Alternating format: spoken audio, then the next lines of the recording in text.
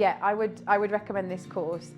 I like how it's broken down into chunks. You don't need to do it all in one go. I really liked the characters, the people, that kind of helped you either relate to them or understand what the topic or the theme was, the question.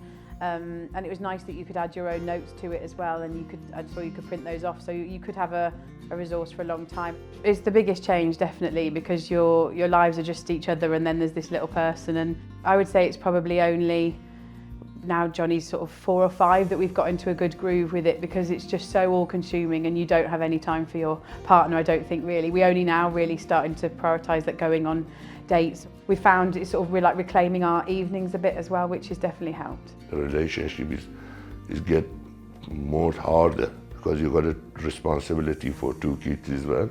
The longer you're with someone, you can pick up on their cues. If my husband gets a bit snappy, I could just sort of have a look at him, and you can tell, and just suggest something like, you know, you're going to put the rugby on, or say to him like, why don't you go out with so and so tomorrow or something. You know, it's good to seeing your friends recharges your batteries a bit, doesn't it? Sometimes. In our online courses, we call this reciprocity.